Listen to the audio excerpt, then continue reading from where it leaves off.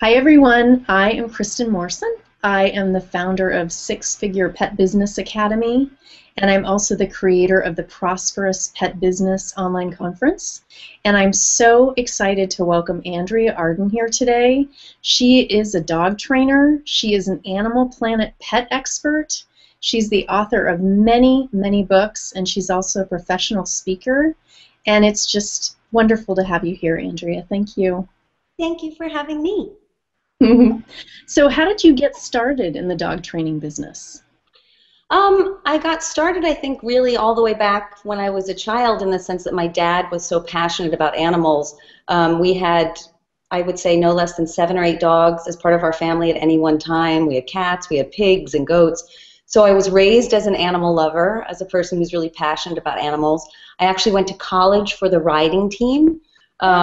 And then once I left college, I had a number of different jobs, but I started apprenticing at a dog training school. And that really came about because I got a dog, and even before I got the dog, I found the school. And I think that gave them the indication that I was really serious, and they offered me an apprentice position. So it was great. That's great. That's great. So you got to work with your dog and learn how to become a dog trainer through that dog. We learned together. His name was Oliver. Yeah, it was great. Oh, what kind of dog was he? He was a Gordon Setter, yeah, and Oh, he actually went on to be a dog that accompanied me on TV shows for many years and was my buddy in life and was a wonderful, wonderful dog, and I still miss him. I bet you do. Yeah, it's hard when they depart. It's Yeah. tough. Yeah. So what were some of the challenges that you experienced when you were first starting your dog training business? I would say once I went off on my own and I started my own school, probably the biggest challenge I found was it was a constant juggling act. So I was working during the day doing private lessons, I was teaching group classes at night, and then in between that I had to figure out a way to not only market my business to other professionals like veterinarians and groomers, but I also had to spend time on the phone returning client calls, and I really felt like almost 24 hours a day, even in my sleep, I felt like I was focused on my business. And it was a good thing I was so young when I started because it took a lot of energy. And probably the other thing that I found really challenging was that 20 years ago when I started, there really weren't a lot of resources like you're offering to help people in regards to starting in the pet industry, to really give them a sense of what it's about, what it takes to be in the pet industry, and what the potential challenges are, and how to overcome those challenges, hopefully. Yeah, and so it's true. I started about 18 years ago, and there was nothing at that point, I mean, that I was finding. Yeah. So really looking back when you were struggling with working so much, how were you able to carve out time for yourself? How did you make that happen? I don't know if I really did carve out a lot of time for myself. I think, the time I carved out, honestly, was spent with my dog. And then I got another dog. On the weekends, if I had a few hours free, I would go to dog training seminars. I would take my dogs for hikes. I mean, really, my life was dogs 24/7, which it kind of is now still, actually, truth be told. Not so bad. I know, not a bad life. Yeah, no.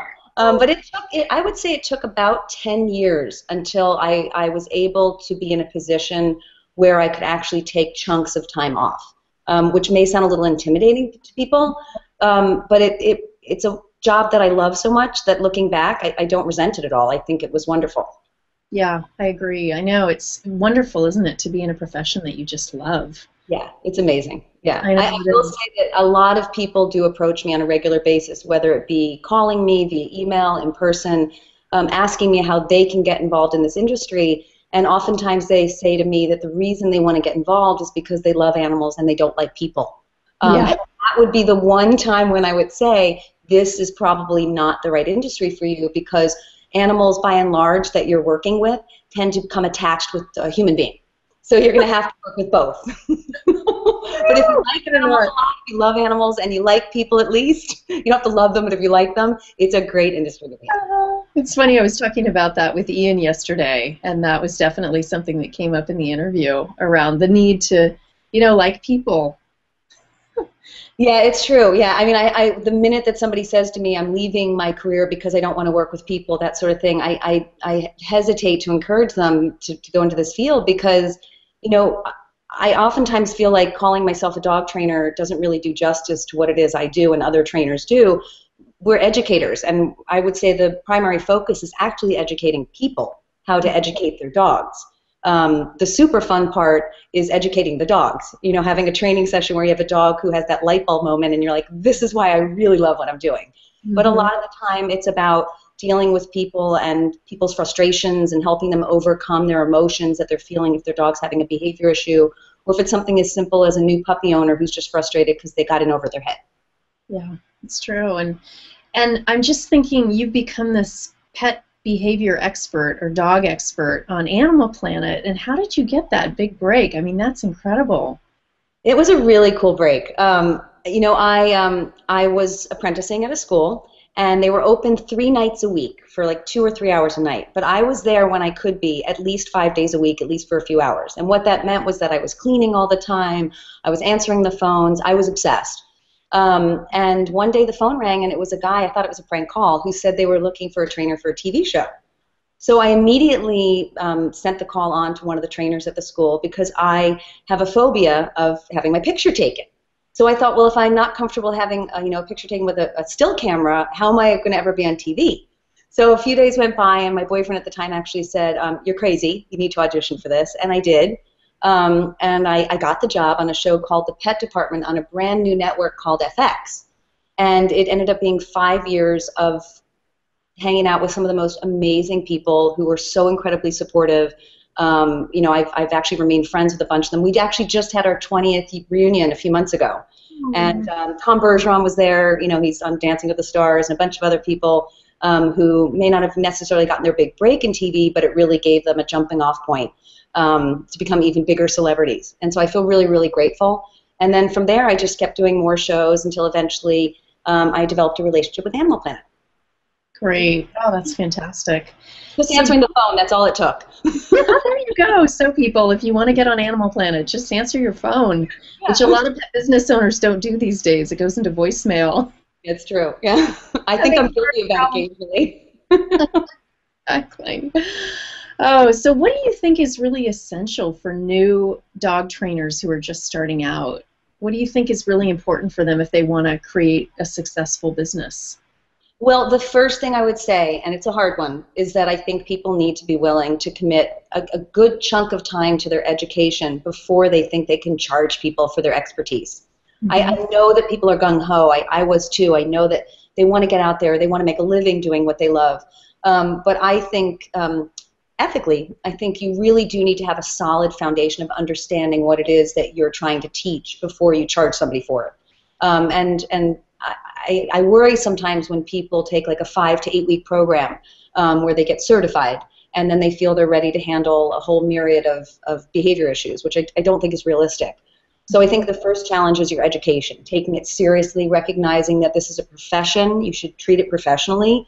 You really should put the time and effort in. That means going to seminars, maybe apprenticing, which is what I did and I think is great, reading as many good books as you can get your hands on, and basically immersing yourself in the type of training you want to do. That's great. I love that. And what is some of the best business advice that you've ever heard or that you've received?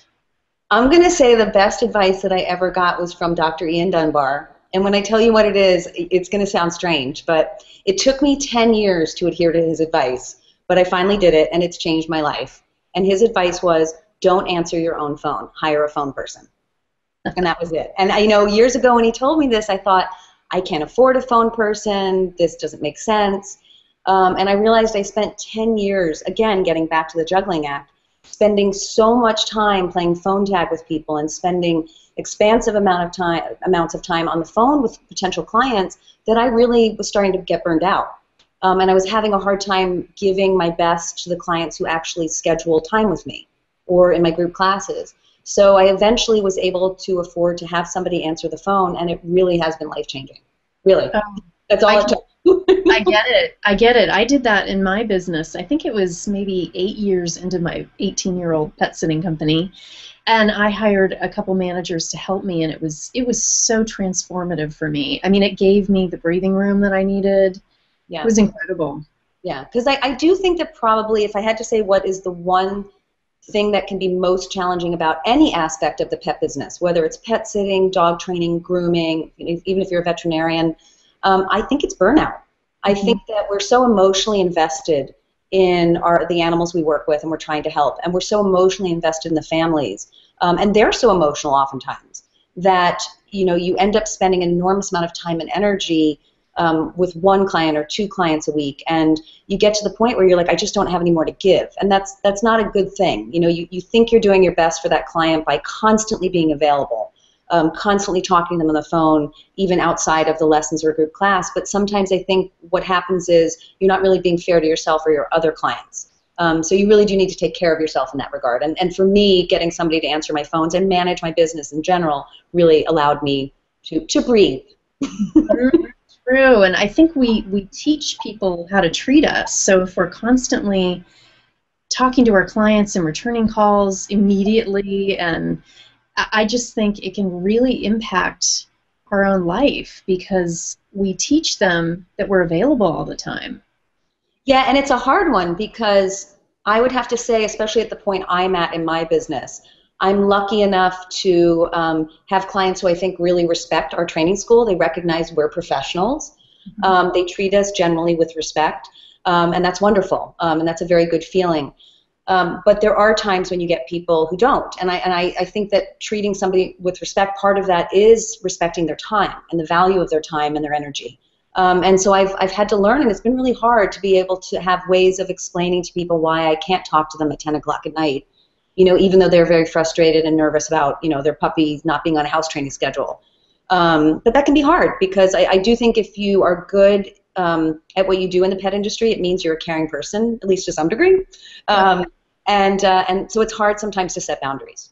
It is. It can be, especially for caretaker personalities, which, people are drawn to these professions if they're caretakers. So Good it can point. be really hard to say no. And I've told a lot of my clients, no is not a four-letter word. Say it. Good one. I'm going to remember that line. I didn't make it up. I wish I did. I can't remember who I heard that from, but Well, I will um, say, it's also, I try and explain to clients sometimes that, and to young trainers that, you wouldn't expect to be able to call your doctor unless it was a real emergency at 10 o'clock at night and get them on the phone. They need breathing room as well. And we are professionals. Maybe we're not as, it's not as lofty a career as a doctor, but it's still a career. It's a profession. And, again, I think we need to treat ourselves professionally so that we are treated professionally by others. I love that. And, on another note, a lot of pet business owners are having this sort of love-hate relationship with Yelp. It's totally different subject, but I how just got chills when you said Yelp. I know. And when you look up the word Yelp, I mean, you think of Yelp like the sound a dog makes when it's in pain, right? And so, how do pet business owners deal with a bad Yelp review? I've been talking to so many pet business owners about this, and it can cause so much angst. Yeah, it's a tough one. I mean, I've been lucky, knock wood, that I think I only have maybe 2 negative reviews, but I will tell you, I'm extremely sensitive. And when I saw those reviews, it really jarred me. Mm. There was one in particular that really jarred me because it was a very severe aggression case. They'd only had the dog for 4 days. When I walked in, I was told it was basic manners. The dog had actually punctured both of the owner's hands multiple times. It had attacked a child. It was a very, very bad case. I spent about 2 hours with them, which is longer than my normal lesson. It was a very emotional experience for all of us, but it was also rewarding because we had made some progress with the dog. He was actually he was able to show some impulse control. He was responsive to exercises like hand targeting. So, I felt that there was potentially some hope for this dog and this family being able to be as one. I actually had said to the woman when she asked me if I thought she should not keep the dog. And I said, I don't really feel comfortable answering that question. And to be honest with you, part of it is because I feel like as trainers, when we're asked that, it's a no-win. If I tell you maybe you shouldn't keep the dog and you do, and the dog turns out to be part of your family and you love the dog, you're going to think that I'm a bad person. And if I tell you, not to keep to keep the dog, and if something bad happens, you're going to say that I wasn't responsible. But she promised me that she wouldn't, be upset either way, and I actually explained to her that since they wanted to have children soon, I thought this was not a good situation. Mm-hmm. Lo and behold, a few days later, I got a horrible review. It basically said that I made the dog out of control.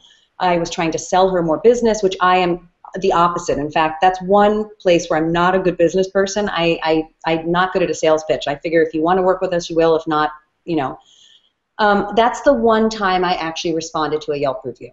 And the reason was because I felt that it was so far away from what had actually happened that I really wanted to some degree clarify that. The one thing she said, which was spot on, was that she thought I spoke very quickly. So I apologize for that. I do. I'm a native New Yorker. I speak quickly. And I also am really enthusiastic, and so I try and get a lot into each lesson. But other than that, I think she was expressing her own frustration, maybe. And so, after responding to it, my advice would be in a situation like that is that, what's that famous song? Let it go. You have to let it go. Because Yelp is powerful, and as are other reviews, but there's something that's way more powerful, which is in-person referrals. And if you develop a good reputation, if you do your job well, and you make friends with vets and groomers and other people in your profession respect you, word of mouth will carry you a lot further than even 20 or 30 great reviews on Yelp. So don't worry yourself about it too much. Don't do what I did. Oh, yeah, I know they can be. I just have had so many clients calling me and in tears. I mean, just really feeling so upset about it, and it can be very challenging. And on another topic, how do pet business owners make themselves visible and seen in a sea of other pet business owners who are doing the same thing? Or what would you recommend? Well, I was lucky because when I started, I don't feel like there was quite so many people out there, at least in my neck of the woods in New York City. Now I do feel like the industry is pretty flooded, which is great. I mean, there's lots of people wanting to get into the field, and they are. I think one of the best ways you can make yourself visible is to specialize. I think that people are so quick in my industry to think that they have to offer everything. We deal with aggression, we offer agility, we do obedience, we do basic manners, we do this. That's great if you can offer all that, but that's a lot to offer. So maybe you really love working with puppies and you become the puppy expert in your area.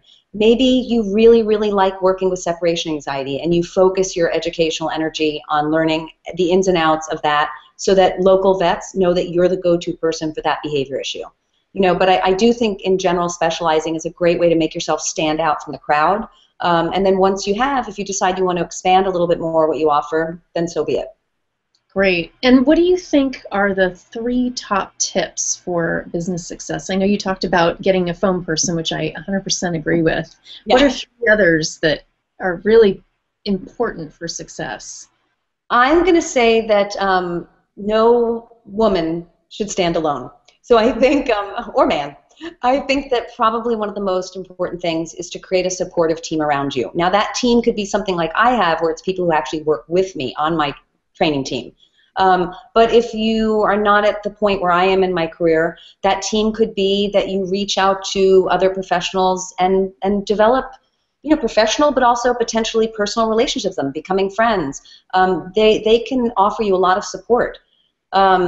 It can be a lonely thing to start a small business on your own, and it can be challenging because there's so many things you have to learn, and to not feel you have people you can reach out to and say, hey, I don't really know how to do a Google Hangout, for example. This was challenging for me. Can you show me how to do it? Or I don't know a good printer, and I don't have a lot of money to spend. So, you're a well-respected groomer in the area. Can you give me some tips on, referrals for that sort of thing? I would say probably another thing I would say is make time for yourself. I didn't follow that advice because I didn't get it back then, but I do know that I did experience a period of burnout. There was a number of years where I found it very hard to teach group classes anymore. I'm back to it now. A lot of the trainers I've known for the last 20 years have become burned out. Some have left the profession altogether, and I think you need to pick at least one day a week where you do not answer the phone, you don't check your emails, you are gone. because it can really wear on you when you say, I'm taking the day off, but then you check your email and you get an email from a client where they're frustrated about something, and you start talking about it with your friends, and it frustrates your friends as well. Because then all they end up hearing is, how frustrated you are with your business issues.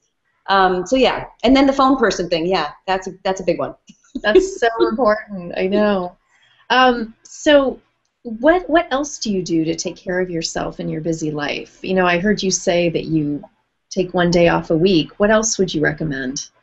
I spent so many years not doing anything that was fun for me outside of the animal world that I finally, and I think it was just until last year, I started taking classes in different things. I started taking a class in Italian. I started taking a photography class. I started taking Pilates classes. I don't do them all at once now. I don't have that much time. But I do try and now, at least once a week, go do something like that for a couple of reasons. One is it's fun. And the other is I found that it really gave me a good sort of refresher. It's like on a computer where you refresh it, about what it's like to be a student. Sometimes you forget what it's like to be on the other side of the learning experience. And, I've gotten a lot of giggles out of it. I laugh when I look up in the mirror at Pilates class and I see myself being goofy and the instructor's sort of looking at me going, you're not doing it right. I'm frustrated, but I also laugh at myself when I can't figure out what it really means to adjust the f-stop on my camera. But it's fun. It makes me laugh. And as a side benefit to the photography classes, I've now become addicted to taking pictures of animals. So I not only spend my time teaching classes, doing private lessons, but in my free time, you basically are pretty likely to see me walking around with a big camera hanging around my neck. That's so cool. I always love seeing people that have big cameras around their neck. I just want to get over. I'm not a photographer, but even I kind of am tempted just to get one to wear around my neck because it looks so cool. Yeah, exactly. But especially in Manhattan where you are, it's great. I think people think you're a tourist. Exactly. They don't ask you directions. That's nice. Yes. No. So any final words of advice that you have for pet business owners? Oh gosh, I would say, it's going to sound so simple, but I would say have fun.